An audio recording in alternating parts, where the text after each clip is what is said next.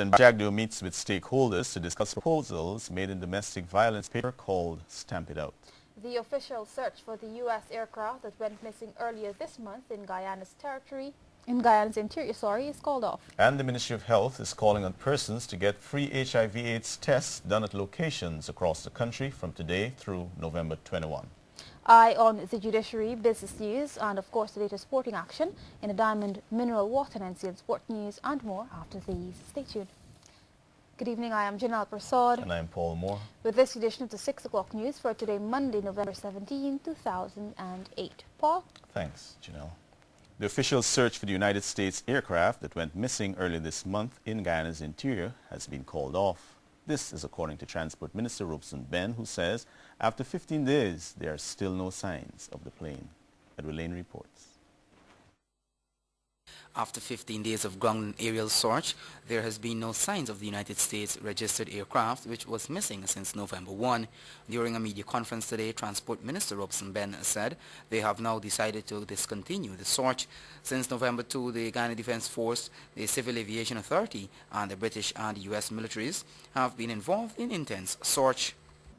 As I said, as difficult as it may seem, we have expended all the resources, the time and the effort that we could at this stage of the game.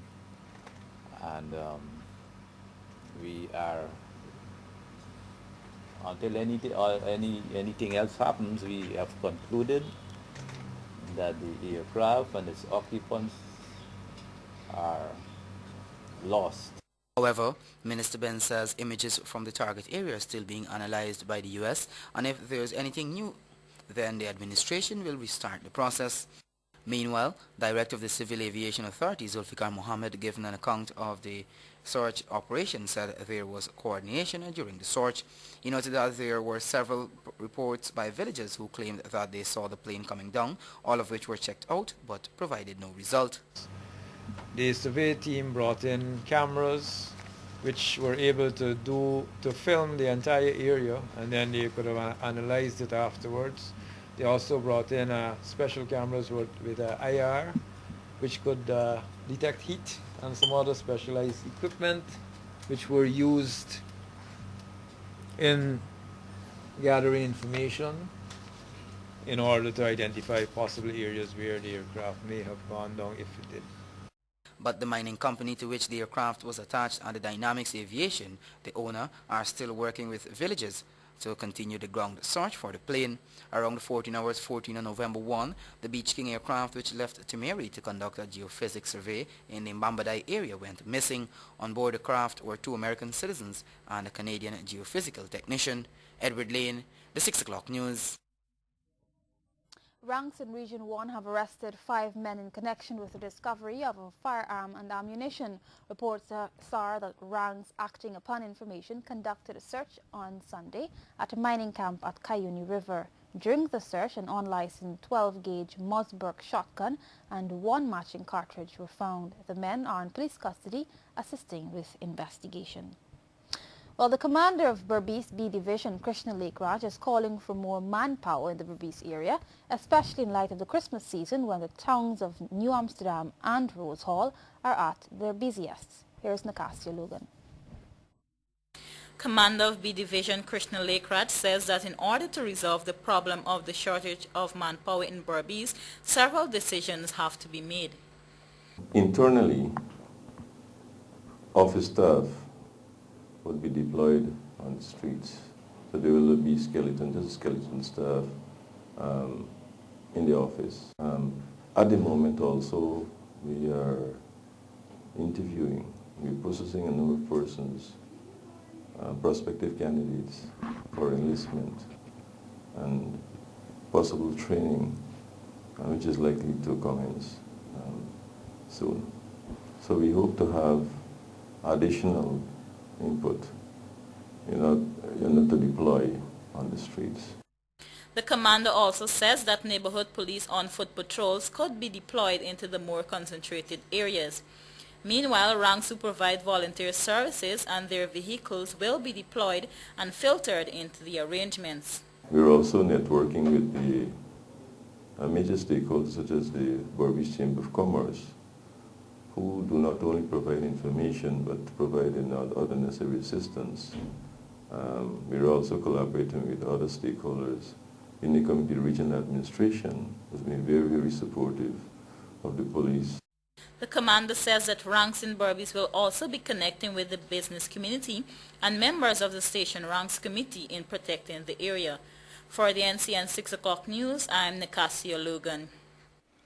President Barry Jagdeo met with stakeholders from various organizations to discuss proposals made in domestic violence paper called Stamp It Out.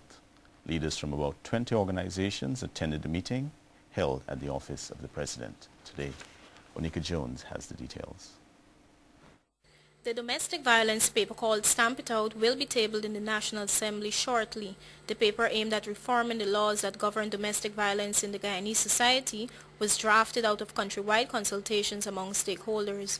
Today, President Barry Jagdeo met with those stakeholders in an effort to discuss the proposals made in the paper. After the meeting, NCN sought to solicit views from participants. According to some, the President proposed to set up a fund that would assist persons faced by domestic violence.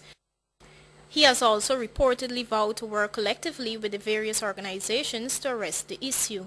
Chairman of the Guyana Council of Churches, Reverend Alfonso Porter, says the participants agreed to tackle the issue at their various levels. That we just need to institutionalize this national policy so that it filters down to every strata of society. The villages and the wards of our towns where, yes, people know that this is wrong, but it's still been happening. And so take strong and decisive action against these acts of violence. Among participants at the meeting were ministers of government, union representatives, and human rights organizations. Onika Jones, the 6 o'clock news. The Guyana Police Force is calling for more fair reporting by the media to report on issues of crime and security. This call came from Acting Police Commissioner Henry Green during a media conference Friday last. Here are details. The Acting Police Commissioner says there have been recent cases of misleading reports in the media regarding crime and security matters and has issued a strong call for the local media to be fair and careful in its reports. Green says the security forces are not given fair coverage, referring to the recent apprehension of several criminals, including a suspect in the Bartico massacre and the shooting to death of Rondell Feynman Rollins and German Skinny Charles. Meanwhile, Green says he was puzzled about how photographs of the accused in the Gaisuco robbery ended up in the media days before the men were charged. I've also expressed my concern to the particular newspaper. Their excuse is they're paying for what they want, and we must know to protect our resources. That's what they continue to say. But we have not officially issued those photographs. The men photographs were published in last Saturday's edition of the Kaichur News. However, 2 of the men were subsequently released without being charged. Edward Lane, the 6 o'clock news.